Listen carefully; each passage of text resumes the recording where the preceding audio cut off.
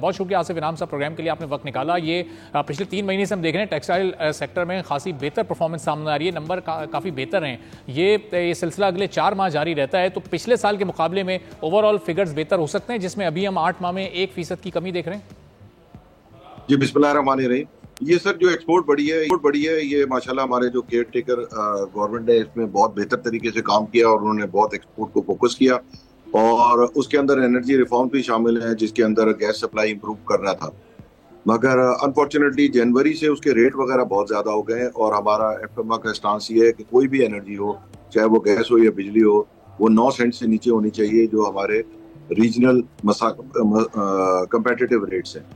तो ये अल्हम्दुलिल्लाह आरजी जो भी मतलब हमारी डेवलपमेंट हुई है उसकी वजह मेन एनर्जी सप्लाई थी और वो एक रीजनेबल रेट पे ही हो गई थी, मगर अब जो बिजली के रेट बढ़ गए और जो गैस के रेट बढ़ गए उसकी वजह से इसकी सस्टेनेबिलिटी अनलेस ये एड्रेस हो जाए मुश्किल नजर आती है।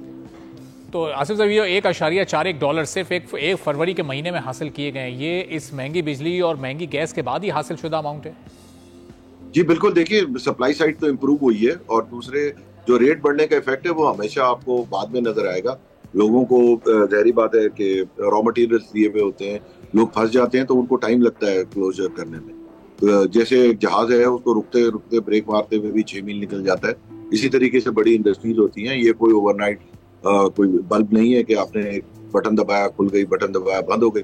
एंड गॉड फॉरबिड जब इनका मोमेंटम खत्म हो जाता है तो इनको रीस्टार्ट करने के लिए भी बड़ा टाइम चाहिए और पता नहीं कई केसेस में होते भी नहीं। और ये बुनियादी जो आप लोगों को इश्यूज अभी आ रहे हैं ये एनर्जी सेक्टर, एनर्जी टैरिफ के बढ़ने से, अब वो इश्यूज कौन कौन से? आपका कॉस्ट ऑफ डूइंग बिजनेस बढ़ रहा है और ऑर्डर्स आप नहीं पूरे कर पा रहे हैं। तो देखिए कॉस्ट ऑफ डूइंग बिजनेस में जो 2 चीजें हैं ना वो सबसे मेन है। वो एक तो हमारा इंटरेस्ट रेट 24% है जो बोरिंग पे जो कमर तोड़ रहा है। दूसरा जो इसके अंदर सबसे बड़ा फैक्टर है वो एनर्जी है। मेरे ख्याल में अगर आप इंटरेस्ट रेट को तो लोग मैनेज कर सकते हैं अगर लॉन्ग टर्म ना हो, तो जो कई लोगों ने लॉन्ग टर्म जो पिछले रिजीम में जो टर्फ वगैरह में लोगों ने लिया हुआ है वो शायद इतना इफेक्ट ना करे। शॉर्ट टर्म लोग मैनेज कर सकते हैं कि बोरिंग ही कम करें, मगर बिजली एक ऐसी चीज है जो वो अगर आज 18 सेंट की है तो जब तक ये 9 सेंट नहीं होगी, और इसी तरीके से गैस को भी थोड़ा रेशनलाइज करना चाहिए कि वो भी 8-9 सेंट के करीब ही होनी चाहिए। हर चीज तकरीबन जो है वो 9 सेंट से नीचे हो, तब हम रीजनली कंपेटिटिव होंगे। अच्छा, और फिर अब जो गवर्नमेंट की अपनी मजबूरी आसिफ साहब के, आप ये बिल्कुल हाफ इसको करने की डिमांड कर रहे हैं, तो ये इसमें कहीं कोई वे आउट है कि थोड़ा सा गवर्नमेंट पीछे है? बिल्कुल है। इसके अंदर देखिए मैं आपको बताऊं कि इसके अंदर 10 रुपए या 11 रुपए तो क्रॉस सब्सिडी है।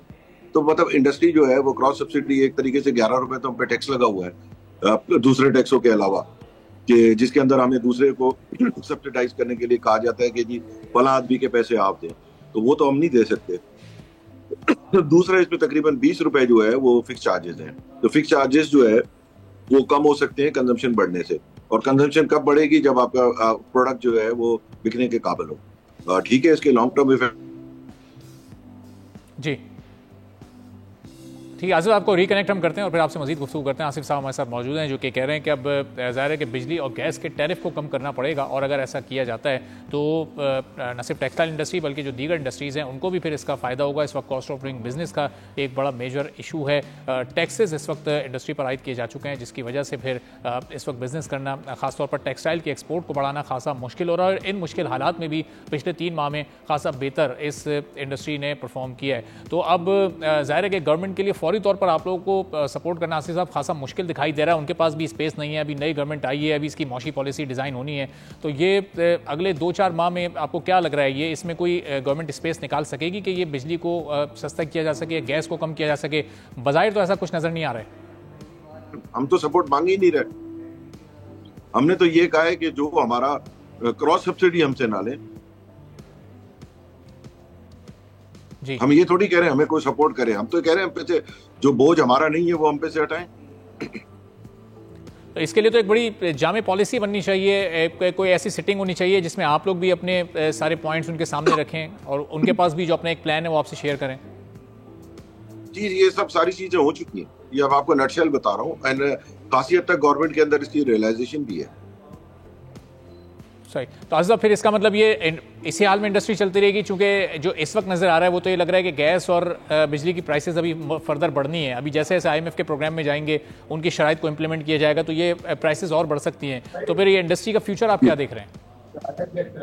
हाँ जी, ये मेरा अपना ख्याल है कि IMF वगैरह को भी जाहिर बात है, दे अंडरस्टैंड कि अगर मुल्क की इंडस्ट्री खत्म हो जाएगी तो रीपेमेंट कैपेसिटी कहाँ से आएगी।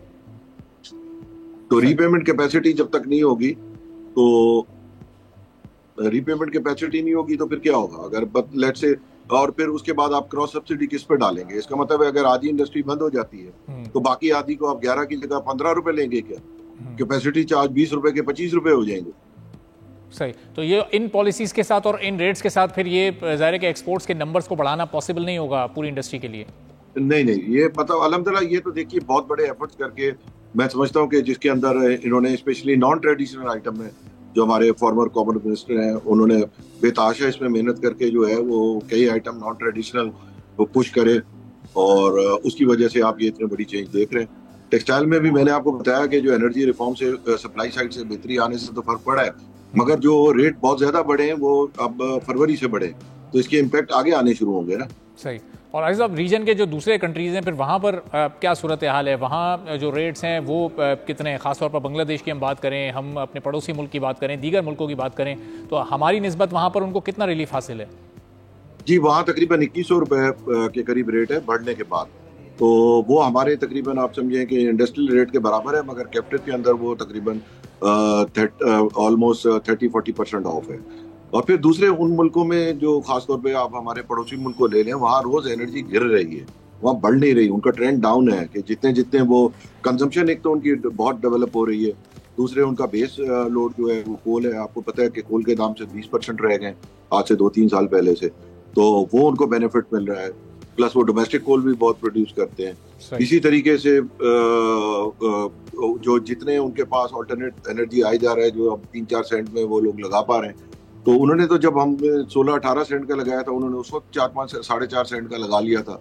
तो वो मैसिव उस तरफ जा रहे हैं, तो उनका टैरिफ रोज घट रहा है जबकि हमारा रोज बढ़ रहा है। ये बहुत बड़ा डाइवर्जेंस है और ये Aahista Aahista it will effect अस। ठीक है, बहुत बहुत शुक्रिया आसिफ इनाम साहब, चेयरमैन एप्टिमा हमारे साथ मौजूद थे।